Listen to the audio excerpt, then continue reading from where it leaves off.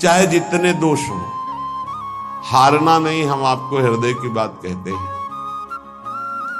ऐसा कोई ना समझे कि 4 दिन की साधना से दोष सब नष्ट हो जाते हैं और वो महात्मा हो जाता है। भ्रम में मत रहना। जिसके तुम हो उसी की माया बहुत ऊंचाई तक इसका प्रवेश है।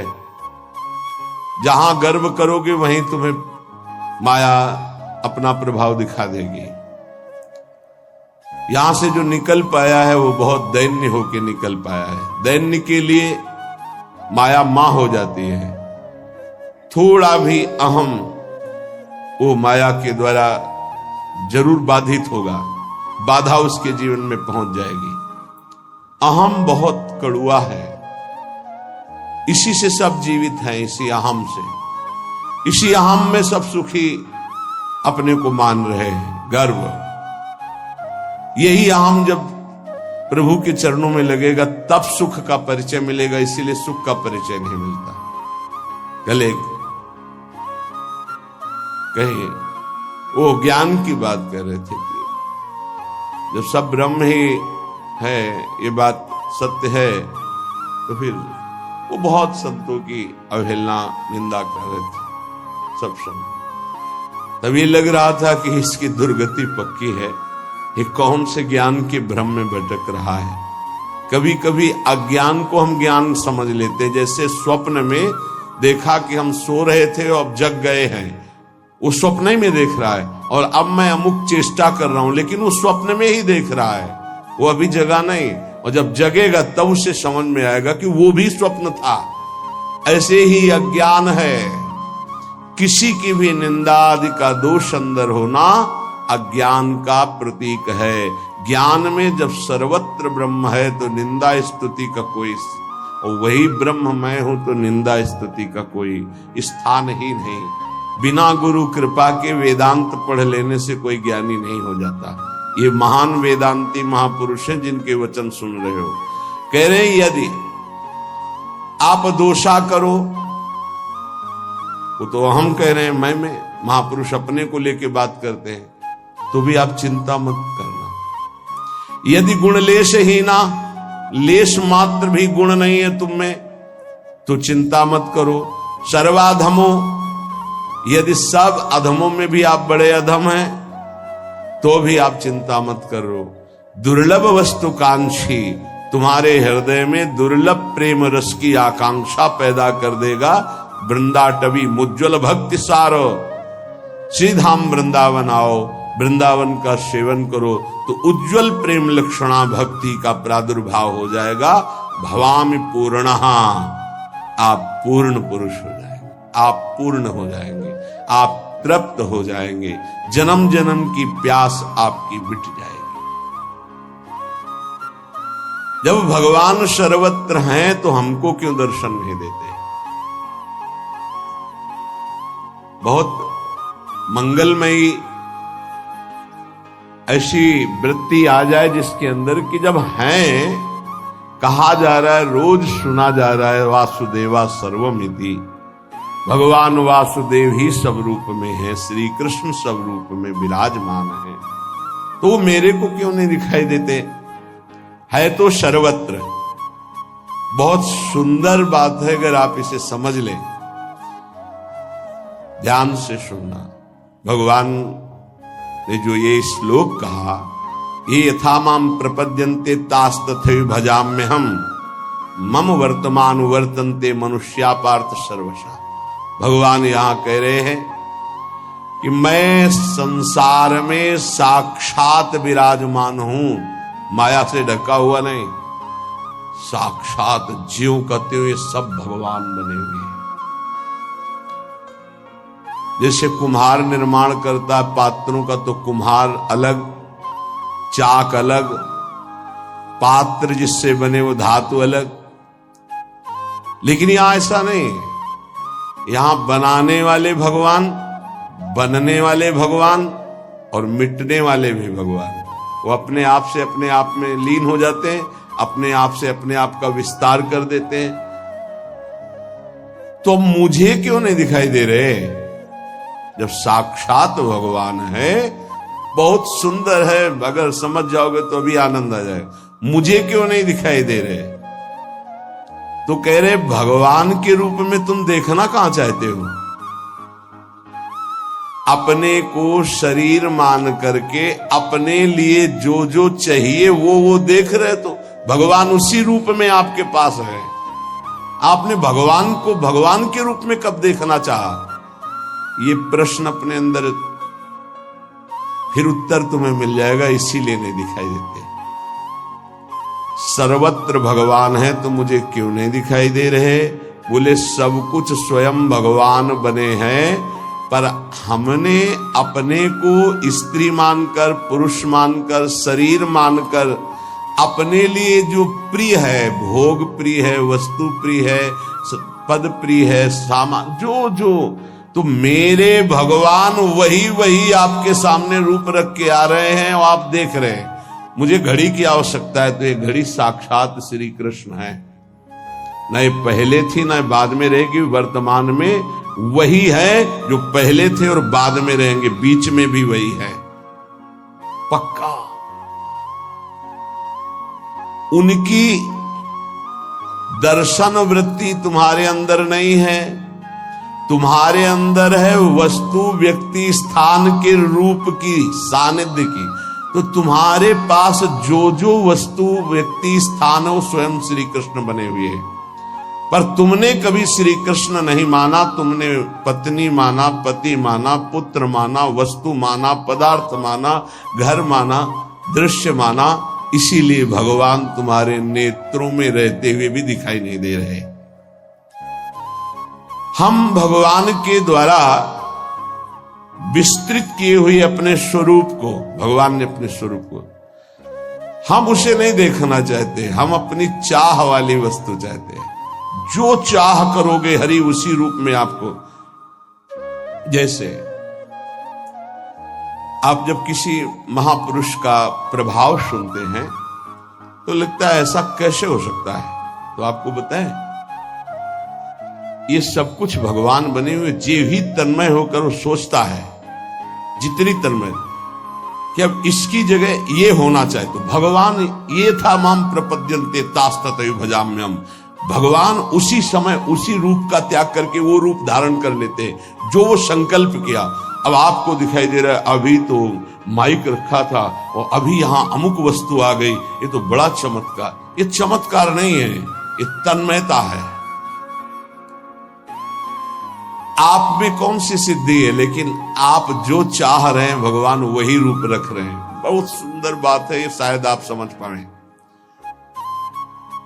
जैसे बालक खिलौना चाहता है तो माता पिता यद्यपि उसे गोद में बैठालना चाहते हैं पर हटकर उसे खिलौना दे देते हैं।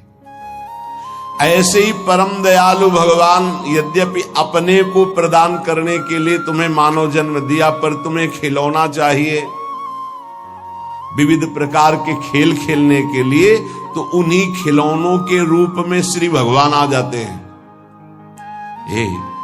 आज तुम जिनसे जो बर्ताव कर रहे हो सीधे भगवान से कर रहे हो, किसी और से नहीं कर रहे। अगर हमारे अंदर चाह मिट जाए तो भगवान कभी भी भोग और वस्तु के रूप में तुम्हारे सामने नहीं, बनावटी रूप नहीं धारण करेंगे, सच्चिदानंद रूप से प्रकाशित हो जाएंगे। गोस्वामी जी ने इसी बात को दोहे में कहा, जाहि न चाहिए कबहु कछु तुम सन सहज स्नेह, बसहु निरंतर तासुर शोरावुर निज गेह। जिसे कभी कुछ नहीं चाहिए उसके हृदय में निरंतर भगवान का वास होता है, गुप्त रूप से नहीं, प्रकट रूप से। वो जिधर देखता है उसे जड़ चेतन जग जीव जत सकल राममय जान। भगवान बड़े कृपालु हैं। जो भगवान पर श्रद्धा रखते हैं वो तो कृपा का अनुभव करते हैं, पर जो भगवान की निंदा करते हैं भगवान उन पर वैसे ही कृपा करते हैं जैसे श्रद्धा रखने वाले पर कृपा करते हैं। जीव का दुर्भाग्य है कि वो भगवान के आकर्षण से रहित होकर के भोगों के आकर्षण में है। तो भगवान भोग रूप बन करके है, क्योंकि जब वासुदेवा सर्वम सिद्धांत है, वैसे परम सत्य सिद्धांत वासना वासुदेवस्य वासितम भुवनत्रयम् सर्वभूत निवासोस्मि वासुदेव नमोस्तुते। जीव का दुर्भाग्य है कि वो इच्छा कर रहा है, अगर इच्छा भोगों की त्याग दे तो अभी सब भगवान ही भगवान बने हुए ये अनुभव में आ जाए, सच्ची बात, और वो जीवन मुक्त हो जाए। भगवान में आकर्षण भगवत भाव से हो जाए तो यही भगवान बने हुए अनुभव में आ जाएगा। जब भगवान में आकर्षण भोग भाव से हो रहा है तो भगवान भोग रूप से आ रहे हैं, व्यक्ति रूप से आ रहे हैं, पदार्थ रूप से आ रहे हैं। राग द्वेष की वृत्ति तो भगवान में राग द्वेष की वृत्ति हम कर रहे हैं, ये भगवान ही है चराचर जगत। जब भक्त भगवान की तन्मयता में भूल जाता है सब कुछ, तो भगवान सब कुछ भूल करके वैसा ही प्यार उससे करते हैं। जैसे विदुरानी जी भगवान के आकर्षण में भूल गई, तो भगवान भी विदुरानी के प्रेम आकर्षण में भूल गए। विदुरानी जी छिलका खवा रहे हैं, भगवान छिलका पा रहे हैं। ये यथा माम प्रपद्यन्ते तास तथैव भजाम्यहम्। आस्तिक से आस्तिक व्यक्ति पर जैसे भगवान स्नेह कृपा दुलार करते हैं, ऐसे नास्तिक से नास्तिक पर भी करते हैं। ऐसा नहीं है कि नास्तिक भस्म हो जाएगा, वो पृथ्वी में ही रहेगा, वायु उसको मिलेगी, आकाश उसको अवकाश देगा। ये सब भगवान की व्यवस्था, और कितने कृपालु हैं। अगर जीव शरीराभिमानी ना होकर के भगवान के आकर्षण में आ जाए तो अभी उसको परमानंद की प्राप्ति हो जाए। ये जो सत्संग हो रहा है आकर्षण पैदा करता है भगवान की तरफ। जब भगवान ने बताया मुझे जिस भाव से स्वीकार किया जाता है मैं उसी भाव से उसके अनुभव में आता हूं, ये था माम प्रपद्यन्ते तास तथैव भजाम्यहम्। ध्यान रखना, आज आप पुत्र भाव, पत्नी भाव, संसार भाव, तो भगवान ये अनुभव करा रहे हैं संसार भाव। और अभी ये भाव अंदर से निकल जाए, भजन और सत्संग के प्रभाव से भगवत भाव आ जाए, तो तुम पत्नी में देखोगे मुस्कुराते हुए श्री कृष्ण, तुम पुत्र में देखोगे मुस्कुराते हुए श्री कृष्ण। जैसे नामदेव जी ने कुत्ते में देखा भगवान विट्ठल, भूत में देखा भगवान विट्ठल। तो ये क्यों ऐसे करुणा में भगवान का लोग आश्रय क्यों नहीं ले पा रहे? जब भगवान इतने कृपालु हैं कि नास्तिक से नास्तिक पर भी कृपा करते हैं, तो लोग भगवान का भजन क्यों नहीं करते? अनन्य क्यों नहीं हो जाते भगवान श्री कृष्ण के? निरंतर भगवान श्री कृष्ण की आराधना क्यों नहीं करते? क्यों भटक रहे हैं? जब इतने कृपालु भगवान है तो सब कोई क्यों नहीं भजन करता? तो भगवान उत्तर दे रहे स्वयं, कांक्षन्तः कर्मणां सिद्धिं यजन्त इहि देवताः क्षिप्रं हि मानुषे लोके सिद्धिर्भवति कर्मजः। ये चाह भटका रही है, ध्यान रखना। कांक्षन्ता, कामना, चाह, बस ध्यान दीजिए। परमार्थ भगवत स्वरूप, ब्रह्म स्वरूप माया। ब्रह्म स्वरूप माया के मार्ग में चल रहे हैं, इसकी पहचान चाह। एक शब्द में, अभी आप माया के मार्ग में हैं, पहचान चाह। किसकी? भोगों की, शरीर सुख की, नाना प्रकार के लौकिक चाह। तो आप माया पथ के पथिक हैं। कांक्षंता, आकांक्षा। परमार्थ का पथिक चाह, दोनों में चाह। चाह श्री भगवान के भजन की, चाह भगवान के दर्शन की, चाह संसार से मुक्त हो जाने की, चाह प्रिया प्रीतम की श्रीअंग सेवा की। दोनों में चाह है, ध्यान रखना। एक चाह परम दुर्लभ परमार्थ की, और एक चाह जिसमें अनंत जीव फंसे हुए प्रवाहित होते चले जा रहे हैं, उसी की बात भगवान कह रहे हैं। मेरी शरण में क्यों नहीं हो पाता? मैं इतना करुणामय हूं, फिर भी मेरी शरण में क्यों नहीं हो पाता? कांक्षंता कर्मणाम सिद्धिम यजन्ति ही देवता। ये कामना करके सोचते हैं कि ये कर्म कर लूं तो मुझे ये सिद्धि प्राप्त हो जाएगी, ये फल प्राप्त हो जाएगा। इसीलिए वो देवताओं की आराधना करते हैं, क्योंकि इस मनुष्य लोक में कर्मों से जल्दी फल मिल जाएगा, सिद्धि मिल जाएगी, ऐसा उनको भाव है। इसलिए मेरी शरण में नहीं होते। भाव कांक्षंता कर्मणाम सिद्धिम यजन्ति देवता। मनुष्य में करने की शक्ति है, ध्यान रखना, यही प्रभु का नहीं होने देती। बड़ा सूक्ष्म विषय है ये, अगर समझ पाओ। कुछ बातें होती जो एकदम हृदय पर शब्द नहीं मिलता। करने की शक्ति को होने में आ जाए, ये गुरुदेव कराते हैं। करने की शक्ति में हम संबंध बनाते चले जा रहे हैं, क्रियाएं करते चले जा रहे हैं, शुभ अशुभ क्रियाएं होती चली जा रही, फंसते चले जा रहे हैं। और होने की गुरुदेव की कृपा से होती तो समर्पित होते चले जा रहे हैं। ये जो करने की शक्ति है, इसमें नवीन कर्म हो रहे हैं। और मनुष्य के अंतःकरण में दृढ़ बात बैठ गई है कि मैं ये करूंगा तो ये फल मिल जाएगा, ये करूंगा तो ये फल मिल जाएगा। वो सांसारिक वस्तुओं की चाह रखता है, इसलिए कर्मों पर विश्वास रखता है, ये कर्म करूंगा तो ये फल मिल जाएगा। अगर कहीं भगवान की भी बात आती है प्राप्ति की, तो उसको भी यही बात आती है कि जैसे कर्मों से हर फल मिल जाता है, ऐसे कर्मों से भगवान भी मिल जाते हैं।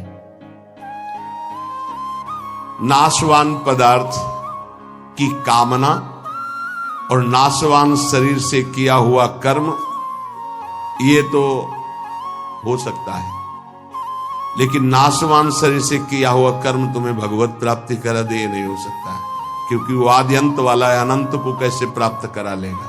बहुत ध्यान देने की बात है। एक देशीय शरीर, परिवर्तनशील शरीर और सीमित कर्म अभी प्रारंभ हुआ, कुछ समय नष्ट हो जाता है। भगवान कर्मजन्य नहीं है कि हम कर्म करके भगवान को प्राप्त कर लेंगे। भगवान अपरिवर्तनशील, नित्य, परिपूर्ण, इसलिए भगवत प्राप्ति में कर्म करते करते जब हार जाता है और प्रभु का हो जाता है, तो भगवत प्राप्ति हो जाती है। अब कितने जन्म व्यतीत हो गए, अभी तक हारे नहीं। अरे अब हाथ उठाकर कहो मैं हार गया गोविंद, अब स्वीकार कर लो। पर ये देहाभिमानी हारता नहीं, बस यही समस्या है। भगवान करे यजंती ही देवता, अपनी कामनाओं की पूर्ति के लिए वो देवताओं का यजन करते, मेरी शरण में नहीं आ पाते।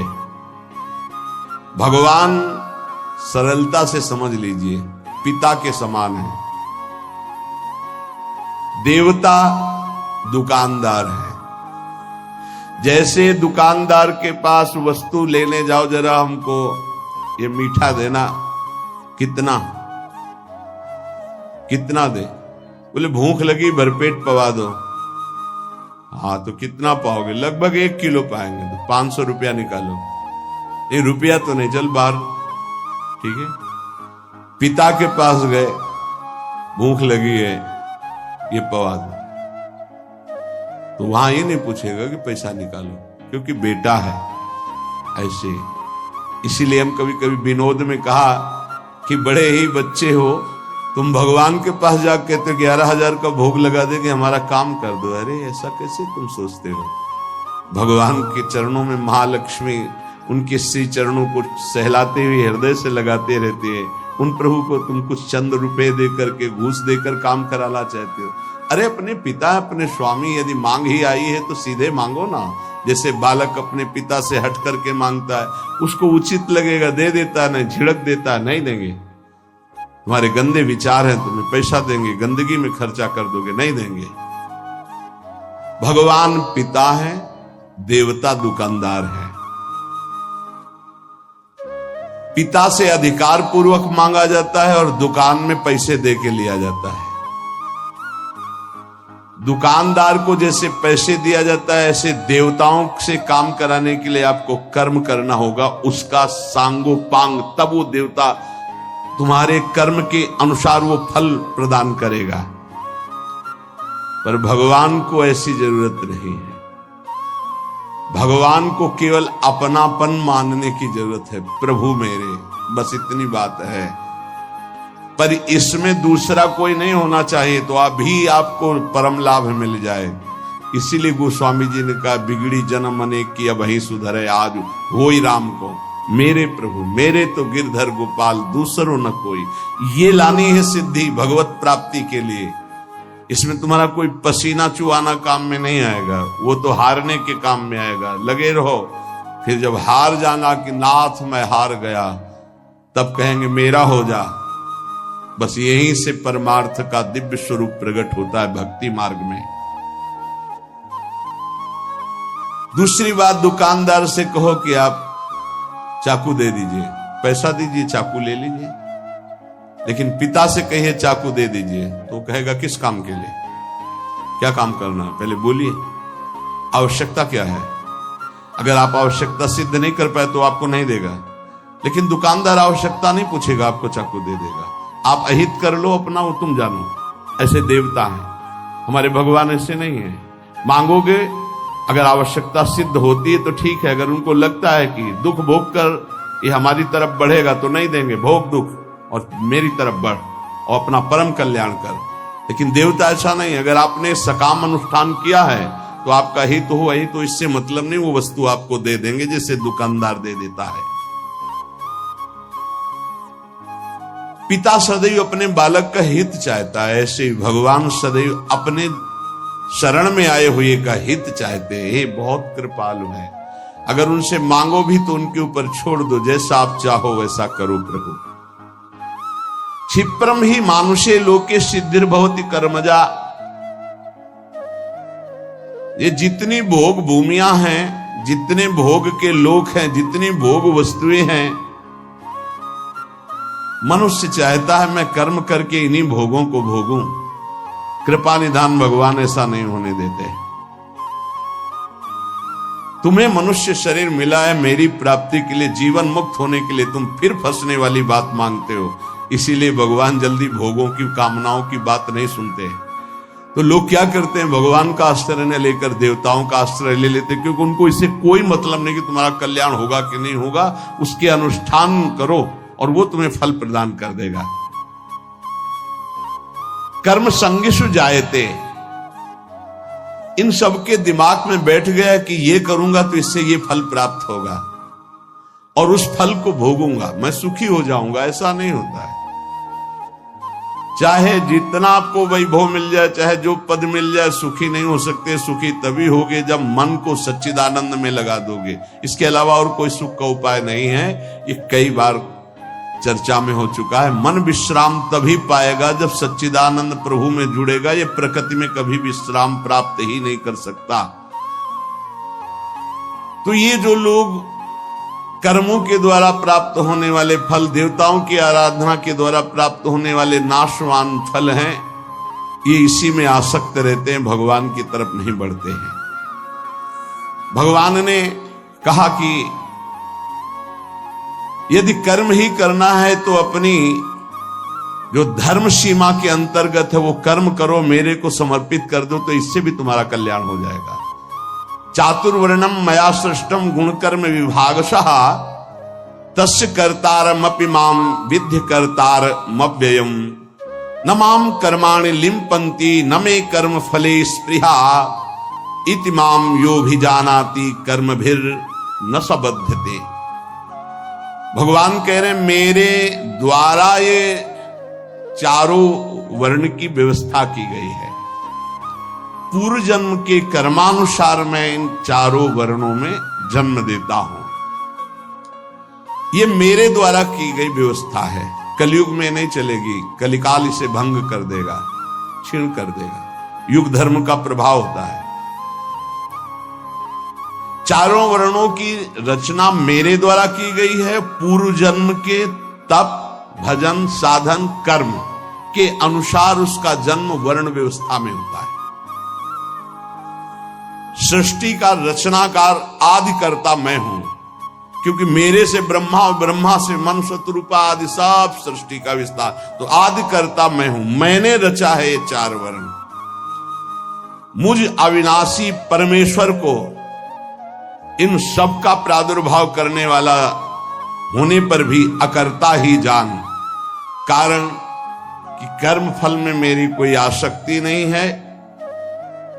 मुझे कभी कोई कर्म बांध नहीं सकता है। इस प्रकार जो तत्व से मुझे जान लेता है वो कर्मों में कभी नहीं बंधता है।